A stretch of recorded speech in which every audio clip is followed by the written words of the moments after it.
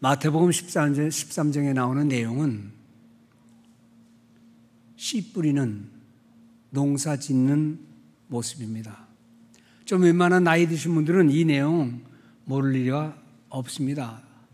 혹시나 조그만 자기 텃밭에 곡식을 뿌리거나 채소를 기르거나 할 때도 역시 이 말씀은 적용이 될 것입니다. 시골에서 농사 짓는 분들의 그 고민, 뽑아도 계속 잡풀 나오는 거. 아니, 곡식 심은 대로 좋은 알곡만 나오면 되는데 뭐 그렇게 쓸데없는 게 나옵니까?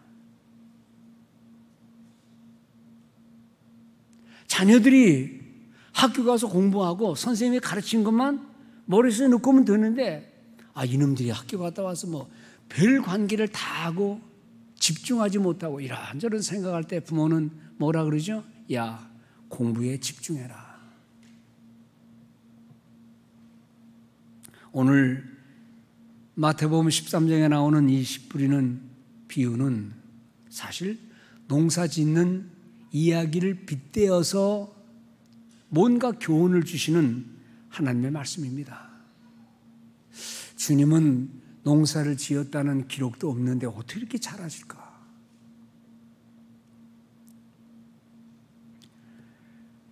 아주 현실적이고 실제적인 비유. 그런데 이 본문의 핵심은 무엇인가 하니? 이겁니다.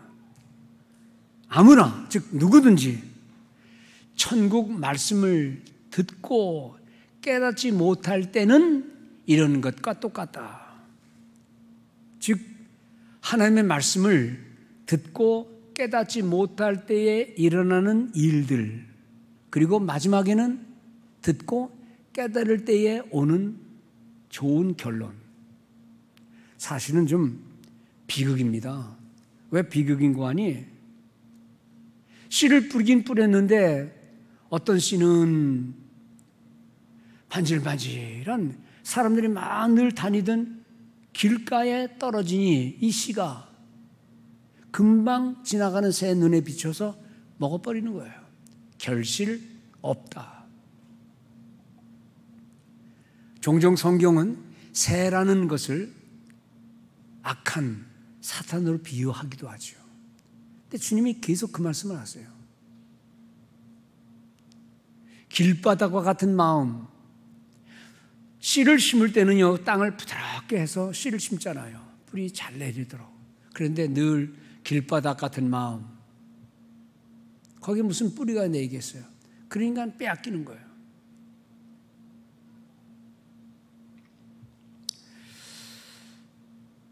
듣기는 듣는데 깨닫지 못할 때에 그게 이제 의문입니다. 여기 계신 모든 성도 여러분 다 들었잖아요. 지금 주의 말씀을 듣잖아요. 그런데 과연 얼마나 그 말씀을 깨닫느냐? 깨닫고 참여하고 감사하고 헌신하고 하는 그 understand, 이해하는 깊은 이해가 얼마나 있느냐? 듣기는 다 듣지요. 그런데 이제 예배 끝나고 나서 오늘 설교 뭐 해서? 그러면 얘기가 달라져요. 뭐지? 성도 여러분, 우리가 사실 이 말 왜 이해를 못하나? 자아가 강한 사람은요, 다 듣긴 듣는데 이게 은혜가 안 돼요. 생각이 다른 사람은 이해가 안 돼요. 길가에 뿌려졌다. 우리 생각에는 들었으면 깨닫는 건데, 책가방 들고 학교 가면 공부하는 건데 실제는 다르잖아요. 두 번째로 주님이 하신 말씀이 씨를 뿌리는데 돌밭에 뿌렸다. 바위돌이든 작은 돌이든 어쨌든 그 위에 흙은 있어요. 그러니까 씨앗이 떨어지면 그 얇은 흙에 뿌리가 내립니다. 그런데 이제 좀 이따 태양이 떠오릅니다. 자랐다 할지라도 바람이 불면 뿌리가 깊게 내리지 못했기 때문에 타서 없어지거나 넘어지는 거예요.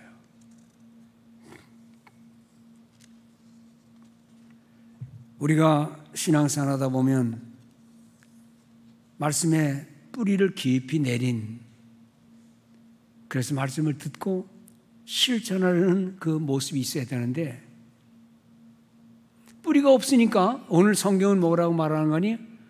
그 말씀을 듣고 그만 어려움, 환난을 당할 때에 넘어지는 거예요. 다양한 어려움이 있죠. 예수 믿으면 그냥 거적대기로 고속도로를 달리듯이 그렇게 나갑니까?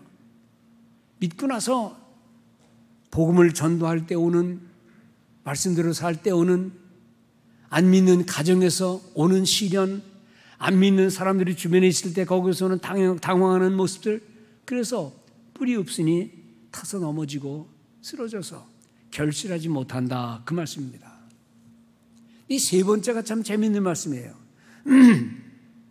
씨앗이 떨어지기는 했는데 씨앗 떨어진 그 자리에 가시나무 덩굴이 있어서 뿌리 내리고 올라가려고 그러는데 이게 성장을, 그리고 결실을 하지 못하는 거예요. 얼마나 쉬운 말씀입니까? 그런데 얼마나 적절한 말씀입니까?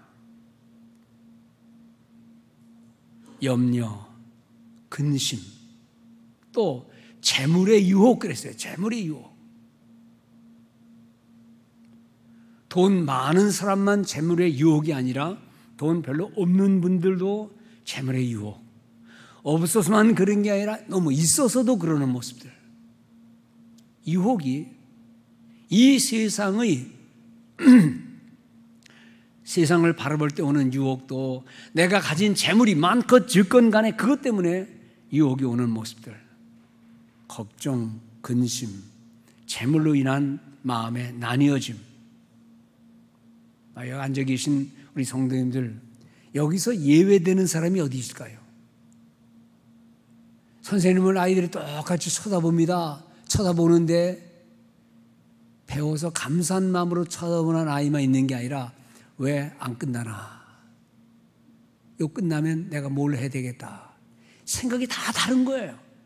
그러니까 똑같은 말씀을 듣는 것 같은데 자아가 가득한 사람, 집중하지 못한 사람은 말씀의 열매를 못 얻어요. 예수님 당시에 한 청년이, 정말 바람직한 한 청년이 주님 앞에 나와서 내가 이런 일을 했습니다.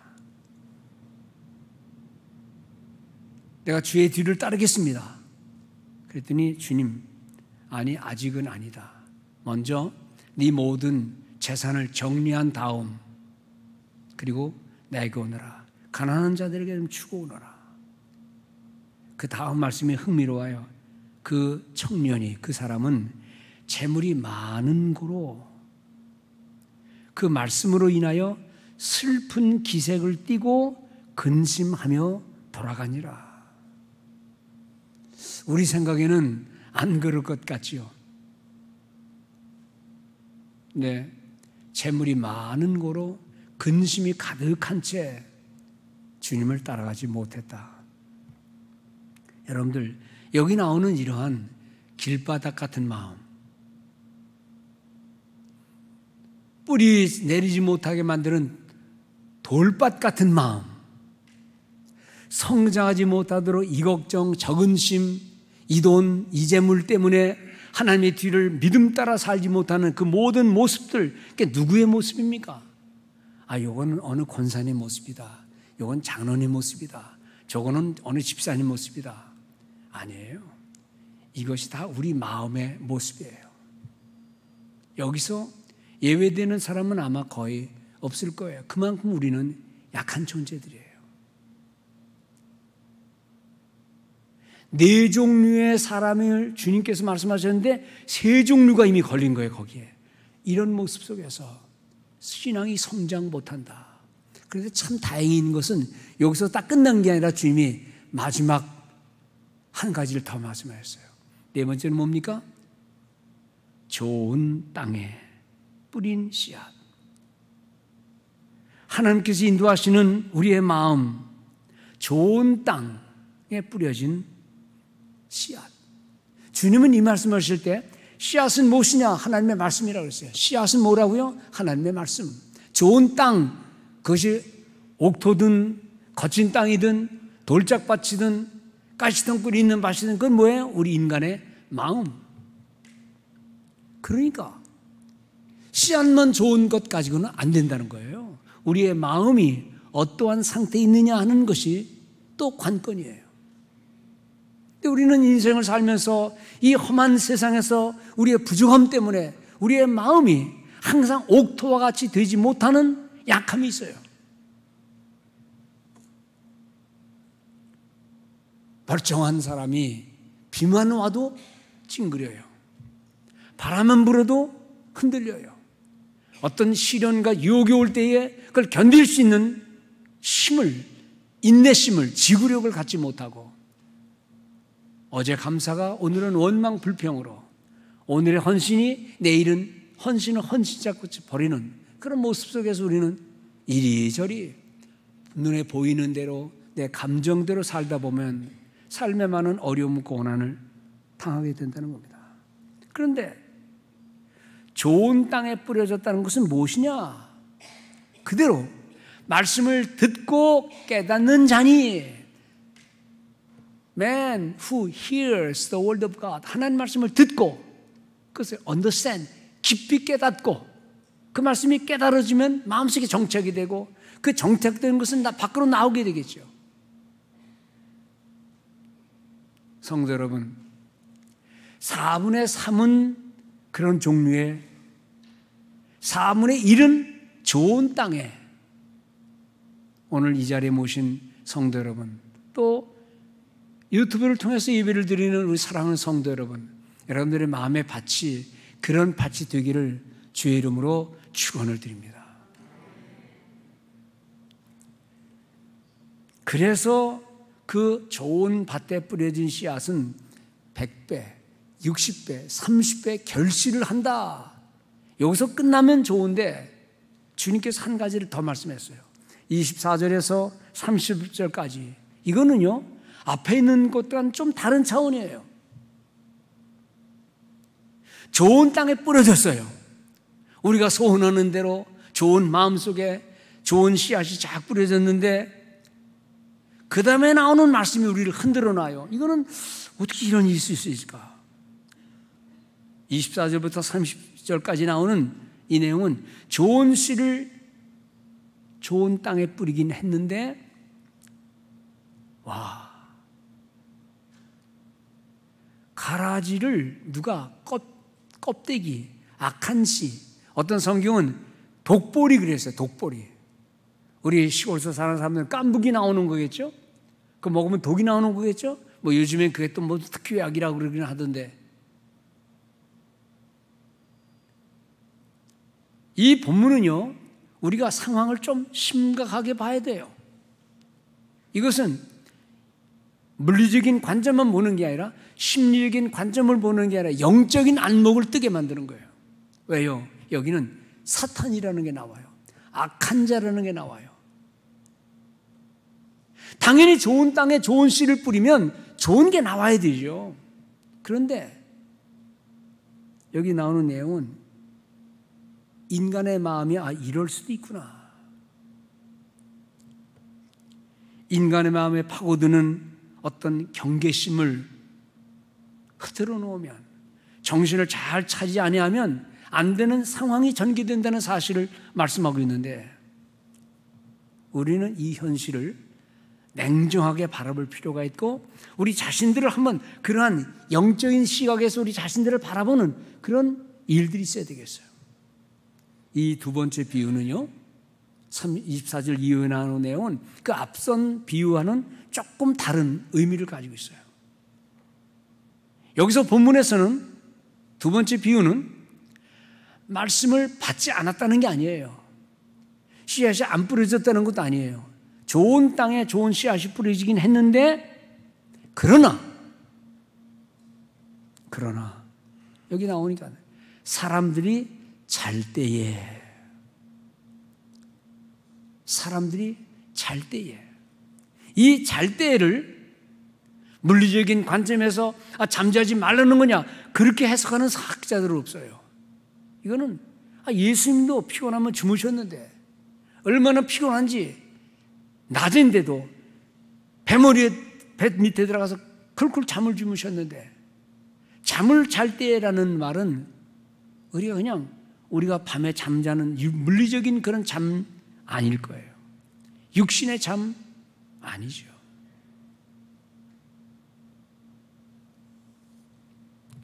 우리가 사랑하는 우리의 현실, 말씀을 향하여 우리의 생각을 둔하게 만드는, 영적인 것과는 거리가 먼 삶을 살게 하는 우리의 분주함이 하나님 말씀에 집중하지 못하도록 우리를 유혹하는 이런 세상의 모든 영적인 시련과 유혹과 어려움을 우리에게 말씀해 주는 거예요.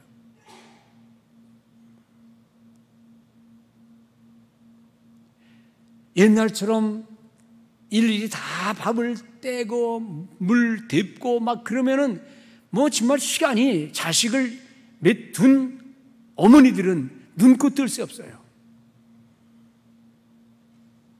그러나 지금은 버튼 누르고 전자로 하고 다 하는 거예요. 그러면 시간이 남아 돌아야 되는데, 그러면 좀 성경을 읽어야 되는데 지금은 더 바빠요. 더 바빠. 이거 없이는 마치 죽는 것 같아요. 제 자신의 삶을 생각해도 어떤 때는 한심하다는 생각이 들어요. 이걸 제 손에서 못 떠나요. 내가 언제 이걸 떨어뜨려 놓을 것인가.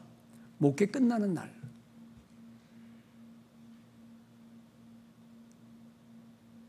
사람을 상대로 하는 직업과 친구들과 교제하는 우리 젊은이들이나 우리 모든 인생이 지금은 한순간도 여기에 눈을 떼지 않을 수 없는, 이거 정말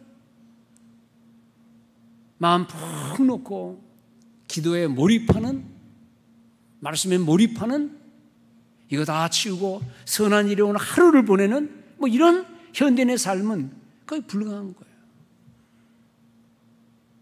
저만 그런지 여러분들도 그런지, 근데 제가 누구한테 전화해가지고 안 받으면 뭐라고 하거든요.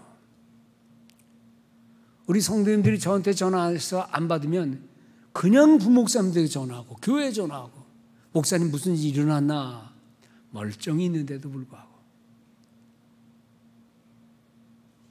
이 세상의 삶이, 지금의 삶이 우리를 영적인 일에 둔감하게 만들고 하나님 말씀에 깊이 빠져있지 못하게 만들고 기도에 몰입하게 하지 못하는 그런 현대의 삶이, 그러면 앞으로는 어떻게 될 것이냐? 2030년, 2050년 되면 어떤 일이 벌어질지 지금 다 예견하고 있어요.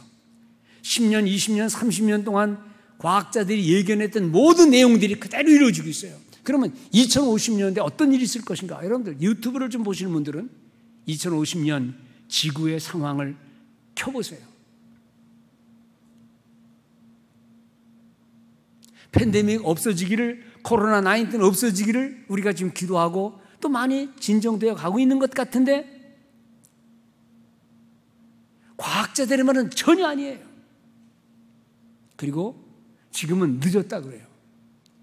지구 환경의 위기라는 것은요, 이거는 우리의 의지와 관계없는 겁니다.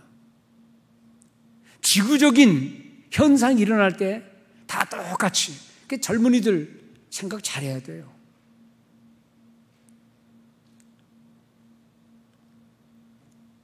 말씀을 향하여 지금의 이런 모습에서도 우리는 둔한데, 영적인 안목에도 눈을 감고 있는데, 우리가 지금 조금 분주하다고 해서 하나님과 관계하는 그 모든 일들이 점점 멀어지는데, 앞으로 다가올 모든 세상의 모습들을 보면, 그런데 이 본문의 문제는 뭐냐? 25절에 사람들이 잘 때에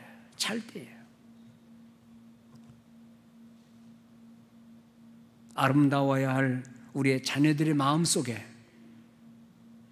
어두운 영혼들이 틈타고 있습니다.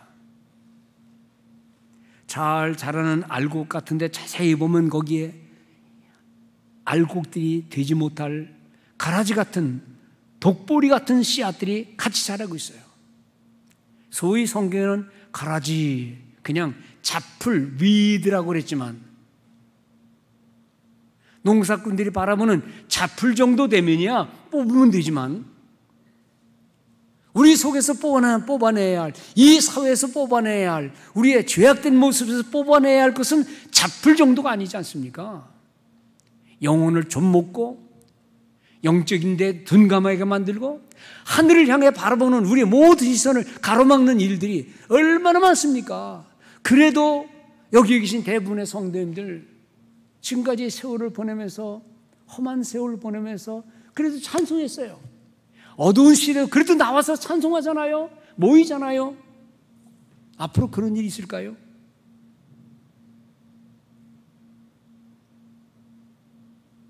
앞으로의 삶의 세계를 염려하는 수많은 걱정들이 있습니다. 교회도 예외는 아닙니다. 그런데 어때서 누가 언제 그런 일을 벌이느냐? 누가 언제? 25절에 보면 사람들이 잘 때에 그 원수가 와서, 그 원수는 우리보다 강한 자들이에요. 육신의 모습이 아닐 거예요. 사람들이 와서 잘 때에 영혼의 잠을 누가 깨울 것인가? 영적인 예민함을 가져다 줄 그 사람들은 누군가? 지금은 그런 영웅들이 사라져가는 시대예요. 믿음의 예민한 감각을 다 잃어버리고 있는 시대예요. 숫자적으로는 4분의 3이 문제고 4분의 1은 괜찮다라고 말하지만 이거는 그냥 비유적인 표현이지 영적인 차원에서 보자면 참 괴로운 일들이 많을 거예요. 성령의 아름다운 열매를 시기하는 사탄의 괴략, 아름다워야 할 성도의 마음속에 그 좋은 밭에 뭔가를 덧뿌리고 가는 악한 사탄의 모습들. 덧뿌린다는 말이요, 그냥 무서운 말이에요. 사실은 아담과 하와에게 하나님 말씀했어요. 먹지 마라. 그런데 사탄이 뱀의 형상을 가지고 와서 덧뿌리기 위해서 뭐라 그런 거니? 사실이 그렇더냐? 그러나 사실은, 그러나 그것은 하고 뿌려진 말씀의 씨앗에 덧뿌리는 거예요. 부모의 착한 말, 그래서 아이들에게 그러면 안 돼. 근데 남들이 와서 해도 돼. 진실한 사랑의 말, 거기에 덧붙이는 시기와 미움과 질투의 말. 근데 사람이 약해서요, 거기에 혹 넘어가요. 왜냐하면 혹 넘어가는 말은 달콤하거든요. 집에서 엄마가 해주는 밥은 아주 좋은 밥이지만은 입맛에는 덜 맞거든요. 편리함을 위주로 해서, 쉽다는 걸 위주로 해서, 달콤하다는 말을 위주로 해서 사람들은, 아이들은 흘러가고 있어요. 그래서 이 종들이 아니 좋은 밭에 씨를 뿌렸는데 왜 악한 가라지가 납니까? 이게 문제예요. 그래서 뭐라고 묻습니까? 주님, 우리가 밭에다가 좋은 씨를 뿌리지 않았습니까? 그런데 왜 가라지가 나옵니까? 이게 어떻게 된 겁니까? 이거는요, 종들의 질문만이 아니에요. 우리 사랑하는 자녀들을 키우는 어머니의 질문이에요. 아니, 다 먹이고 잘했잖아. 좋은 학교 갔잖아. 걔 때문에 이사도 갔잖아. 근데 이게 어떻게 된 거야? 그 질문은 어머니가 자식에게 할 게 아니에요. 어머니의 마음이 하나님을 향해 있지 못할 때에, 자식에게만 있을 때에, 눈에 영적인 차원으로 보지 못할 때에 엄마는 엄마의 기대를 가지고 이게 어떻게 된 거야? 어째 이런 일이? 하고 하면서 탄식을 하는 일이 얼마나 많습니까? 뭘 잘못했는데 도대체 뭐가 잘못된 거야? 이 세상의 모든 일들을 보세요. 잘 먹고 잘 살고 있는데 웬 총질이야? 왜 도둑이야? 왜 사악한 일이야? 여러분, 현상으로만 보면 어떤 기준을 가지고 재보지 아니하면 우리는 세상의 많은 일들을 이해할 수 없어요. 착한 성도님들의 마음을 유린해가는 덧뿌리는 소문들, 순전한 성도들의 마음을 유혹하는 못된 세상적인 이야기들, 사실 속수무책이에요. 여러분들 부모가 자식들을 학교 보낼 때 버스를 태울 수는 있고 차를 태워줄 수는 있지만 책상에 앞에서 옆에 앉을 수 있습니까? 걔 공부하는데 같이 따라갈 수 있습니까? 걔 잠잘 때 옆에서 같이 잠잘 수 있습니까? 먹을 때 같이 먹을 수 있습니까? 수많은 시간들을 다 그냥 홀로 내버려 두는 거예요. 그저 마음만 함께하는 거예요. 근데 그 육체가 세상에 그냥 유린당해요. 이런 걸 보면 와, 세상이 그런 건가. 근데 성경을 보면 다름 아닌 사도 바울께서 이런 고민을 얘기하셨어요. 로마서 7장 24절에 보면 오호라 나는 곤고한 사람이로다. 오호라 나는 곤고한 사람이로다. Wretched man I am. Miserable man I am. 나는 비참한 사람이다. 나는 깨진 존재다 라고 말씀하시면서 누가 나를 이 사망의 몸에서 나를 건져낼 수 있으냐. 와, 이 말씀을 보면은요 위로가 돼요. 아, 이게 우리만이 아니구나. 바울 사도도 이런 고민과 근심과 걱정이 있었구나. 하나님, 내가 이렇게 살면 안 되는데요. 내가 기도해야 되는데요. 내가 주님을 영광스럽게 해야 되는데요. 이게 뭡니까? 라고 하는 우리의 못난 모습들을 바울은 자신의 경험을 통해서 얘기했어요. 오호라 나는 곤고한 사람이로다. 누가 나를 이 사망의 몸, 이 사망의 몸이란 뭡니까? 죽을 수밖에 없는 약한 존재라는 거예요. 금방 변할 수 있는 약한 존재. 이 약함을 알고 있는 사도 바울은 그 앞선 7장 19절에서 이렇게 말합니다. 고민을 말합니다. 내가 원하는 바 선은 행하지 아니하고. 어째 화면이 안 나오네? 내가 원하는 바 선은 행하지 아니하고 도리어 원하지 아니하는 악을 행함이라. 이게 누구 얘기입니까? 사도 바울만의 얘기입니까? 가만히 살다 보면 한 주일 지난 것을 돌이켜보면 하나님 이게 어떻게 된 겁니까? 내가 그래도 목사인데, 내가 장로인데, 내가 권사인데, 집사인데, 내가 부모 때부터 내가 예수를 믿었는데 이게 뭡니까? 오호라 나는 곤고한 사람이로다. 사도는 말하기를 내가 원하는 바 선은 행하지 아니하고 도리어 원하지 아니하는 악을 행함이라. 그러면 원한다는 것과 원하지 않는 것은 한 인간 속에 들어있는 거예요. 한 사람이 어떤 때는 원하고 어떤 때는 원하지 않고. 내가 원하는 바 선은 행하지 아니하고 도리어 원하지 아니하는 악을 행함이라. 이걸 액면 그대로 보면 말도 안 되는 소리다. 무슨 이게 무슨 말이야. 자기가 원하는 거 한 거지 무슨.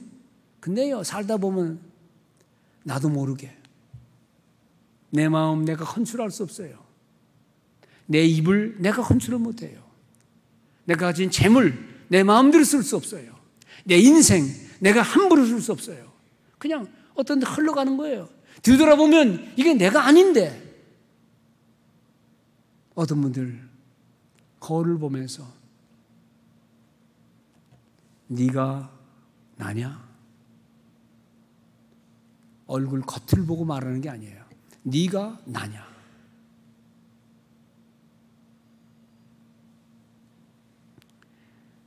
이것이 우리의 현실이요. 진실을 향해 가는 성도의 고백이에요.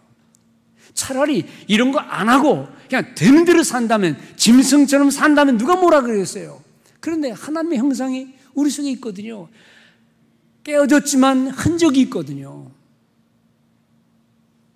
남들은 손가락질하지만 나는 속에는 아니거든요. 성도 여러분, 그래서 바울이 이렇게 고백합니다. 그러므로 내가 한 법을 깨달았노니 곧 선을 행하기 원하는 나에게 악이 함께 있는 것이라. 물론 함께라는 말 없지만 함께 있는 거예요. 선을 행하기를 원하는 나에게 악도 있다.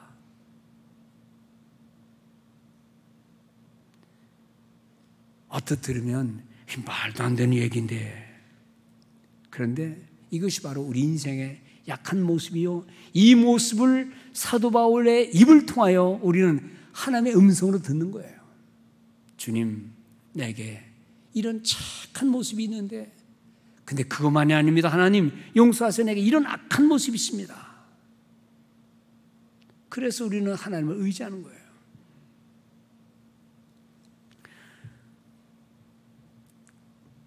종종 우리는 질문합니다. 하나님이 이 세상을 아름답게 만들었다 그랬는데 왜 이 세상을 이렇게 악합니까? 왜 하나님은 인생의 불행들을 허락하시는 겁니까? 그래서 우리 믿음이 흔들거립니다. 착한 마음, 고운 마음에 상처가 일어납니다.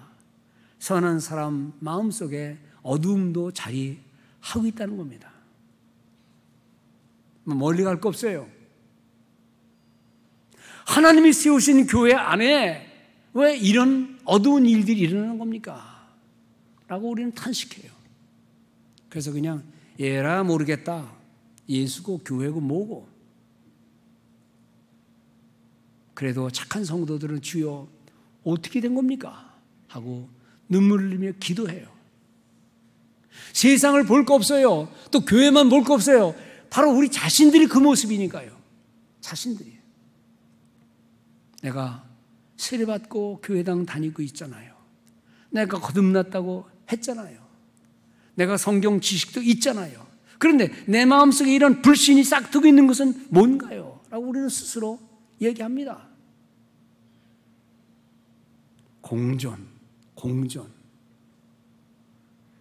공존에서는 안 되는 것들이 우리 사람 속에 있는 이 삶의 신비한 이 모습들을 우리가 어떻게 해결합니까? 엄마가 맛있는 밥을 고기도 먹이고 다 먹였어요. 근데 이놈이 안 크는 거야, 이게. 늘 좋은 말하고 착한 말을 하라고 그러는데 이게 어느 날 이상한 말을 하는 거예요. 부모님이, 엄마가 아이를 의사 선생님에게 데리고 왔습니다. 선생님, 얘가 먹기는 진짜 잘 먹습니다. 근데 왜 안 큽니까? 왜 마릅니까? 검사를 다 해봤어요. 아무 이상 없어요. 의사 선생님이 빙그레 웃습니다. 그러면서 이거 하나 먹여보세요. 구충제야. 구충제. 엄마가 주는 음식을 아이가 먹고 쭉쭉 자라야 되는데 이 몸속에 공존해서는 안 될 그 악한 것들, 나쁜 것들이 웅크웅크대고 있으니 좋은 것들 다 그놈이 먹고 그놈은 크지 이 아이는 안 큰 거예요. 그런데 구충제 먹고 나니까 싹 솟아나오니까요. 그 다음부터 쑥쑥 자라는데 할렐루야. 우리 속에서도 그래야 돼요. 근데 약처럼 구충제 하나 먹으면 나쁜 생각 싹 사라지고 구충제 하나 먹으면 할렐루야가 나오면 그런 약이 있으면 얼마나 좋겠어요. 근데 그런 약은 없어요. 그러니까 종이 그럽니다. 이게 뭐야? 알곡과 가라지가 같이 자라네? 주인님 뽑아버릴까요? 뽑는 거야 쉽지요. 그런데 농사 짓는 분들은 알지만 뿌리라는 게 이렇게 내리는 게 아니에요. 그냥 엉켜붙어요. 그래서 이거 뽑다 보면 다 뽑혀요. 그러니 선한 아름다운 그리고 좋은 열매 맺는 곡식을 남기기 위해서 그냥 가라지도 내버려 두라는 거예요. 문제의 근원이 어디 있느냐? 옛날 1970년, 60년인가 70년인가에 신문에 조그맣게 나온 기사가 있었어요. 어떤 집에 그 녀석이 계속 남의 거를 훔치는 거예요. 아마 교회 다니는 아버지였겠죠? 하도 말해도 안 되니까 그는 붙잡아가지고 이놈, 너 이놈아 너 네 손가락 그 못된 짓 하는 거 가지고 너 저 지옥에 염라대왕한테 가면 어떻게 할래? 차라리 이거 자르고 저 좋은 천국 극락세계에 가자. 그래가지고 진짜로 잘랐어요. 물론 아버지는 영창 갔어요. 여러분, 손가락이 잘못됐다고 손가락 자르면, 팔이 잘못된 팔뚝 자르면, 다리가 못된 데로 간다고 다리 잘라버리면, 나쁜 말 듣는다고 귀 잘라버리면, 머리에 나쁜 생각한다고 목 잘라버리면 그 뭐가 남아요? 마음. 그 마음의 악함을 제거하기가 힘드니까 속상해서 자르긴 잘랐겠지만 얼마나 어리석은 거예요. 주님 말씀은 그거예요. 잘라내는 건 쉽지만 그러나 착한 좋은 씨앗이 상처 입을까 봐 내버려둬라. 내가 세월의 주인이다. 인생의 최종 주인이다. 이 모든 세상의 주인이다. 그래서 마지막 때에 나쁜 가라지는 따로 묶어서 좋은 알곡은 따로 곳간에 처리할 테니 그거 신경 쓰지 말고 같이 자라라. 근데 우리는 그렇지 못해요. 왜 이런 일이 있습니까? 왜 저는 인간을 둡니까? 왜 세상이 악합니까? 처벌해 주세요. 그러면 결론은 뭔가 하니? 너도 그런 사람 아니냐? 너도 그런 사람 아니야. 너도 옛날에는 범죄했고 너도 옛날에는 악했고 너는 여전히 시기하고 그러니 참고 인내하는 것이다. 성도 여러분, 악이 있다고 너무 원망 불평하지 마세요. 내 속에 내가 아닌 그 뭔가가 자리 잡았다고 너무 걱정하지도 마세요. 세월의 주인은 하나님이세요. 오늘 우리 성가대원들이 부르는 찬송 너무 감사했어요. 영광 영광 할렐루 승리하리라. 결론입니다. 결론. 삶은 투쟁이고 혼란스럽고 어지럽고 넘어지고 별일 다 하지만 하나님을 붙잡는 성도의 삶은 결론은 주님의 주권입니다. 믿습니까? 이걸 믿어야 돼요. 나는 연약하고 넘어지고 때로 종종 범죄도 하지만 십자가의 사랑 하나님의 주권과 은혜를 믿으면 나는 약해요. 강하신 주의 손에 붙들리면 믿음 따라 이길 수 있다는 거예요. 그래서 요한 1서에 보면 사도 요한이 이런 말씀해요. 대저 하나님께로 난 자마다 세상을 이기느니라. 거기에 중간에 이 말이 들어야 돼. 결국은이에요. 결국은. 하나님께 난 자마다 결국은 세상을 이기느니라. 왜냐하면 우리는 중간에 넘어지거든요. 쓰러지거든요. 고민하거든요. 실패하거든요. 그래서 로마서에서 말씀하는 대로 하나님을 사랑하는 자, 곧 그 뜻대로 부르심을 입은 자들에게는 work together, 함께 일해서 결국은 선을 이루는 거예요. 나는 약하지만 주님은 강하시니, 세월은 험하지만 세월의 주인은 하나님이시니 믿음 갖고 나가는 거예요. 그래서 우리에게 필요한 것이 무엇이냐? 히브리서 4장 16절에 사도가 말합니다. 그러므로 우리가 긍휼하심을 받고 때를 따라 돕는 은혜를 얻기 위하여 은혜의 보좌 앞으로 담대히 나아갈 것이니라. 이겁니다. 하나님께 나가세요. 저는요, 어떤 성도가 시험 들고 어떤 사람이 유혹에 빠지고 어쩌고 그래도 제가 가만히 있는 이유는 기도하는 사람은, 하나님이 붙드시는 사람은 그를 위해 기도하는 부모가 있으면, 그를 위해 기도하는 남편이 있고 아내가 있고 자식들이 있으면 하나님의 주권 안에서 돌아와요. 우리 눈에는 불가능한 것 같지요. 그러나 그가 기도하면, 누군가가 그를 위해 기도하면 악한 세상에 있는 것 같은데 결국은 세상을 이기는, 우리 찬송 부른 승리하리라, 그 믿음을 가지고 나가는 성도들 되시기 바랍니다. 비록 선과 악이 공존하는 세상이지만, 그래서 사람들은 모순처럼 보이고 하나님의 전능이 시험대에 오르는 것 같고 내 신앙에 대한 흔들리는 모습이 있지만, 그러나 성도가 계속되는 주의 은혜만 있으면, 무릎을 꿇는 겸손이 있으면, 어두운 밤을 기도로 말씀으로 깨어있는 성도의 경각심만 있다면 우리의 신앙은 실패하지 않을 줄 믿습니다. 어두운 밤이잖아요. 누가 뭐래도 어두운 밤이에요. 아름다운 자연이 있다고 이 온 세상이 그렇다고 생각하지 마세요. 누가 착한 사람이 내 옆에 있다고 이 세상이 다 착하다고 생각하지 마세요. 어두운 그림자들이 이 시대를 감싸고 있어요. 악한 자가 와서 원수가 사탄이라는 용어를 쓰고 있어요. 어두운 밤, 진리의 빛을 밝히는 성도들 되시기 바랍니다. 특별히 오늘 찬양하는 청년들, 여러분들에게 기대는 기대가 너무 많아요.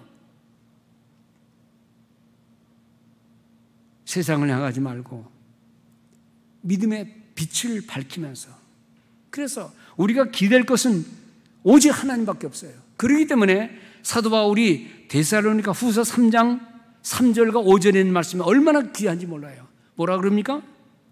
주는 미쁘다는 말은요, The Lord is faithful, 믿음직스럽다는 거예요. 흔들리지 않는다는 거예요. 불변한다는 거예요. 주는 미쁘사 너희를 굳건히 하게 하시며. 누가 굳건히 해요? 누가 믿음직스러워요? 내가 아니에요. 내 이웃이 아니에요. 이 세상이 아니에요. 주는 미쁘사 너희를 굳건하게 하시며 악한 자에게서 지키시기를 원한다. 지키시리라. 5절에 보면 뭐라 했어요? 주께서 너의 마음을 인도하여. 누가 인도해요? 내가 아니에요. 주께서 우리 마음을 인도하여 하나님의 사랑과 그리스도의 인내에 들어가게 하시기를 원하노라. 아멘. 아멘 소리가 크면 딱 끝내려고 그랬는데 아멘 소리가 적어서. 주는 미쁘사 너희를 굳건히 하게 하시며 악한 자에게서 지키시리라. 주께서 너의 마음을 인도하여 하나님의 사랑과 그리스도의 인내에 들어가게 하시기를 원하노라. 찬송 부릅시다.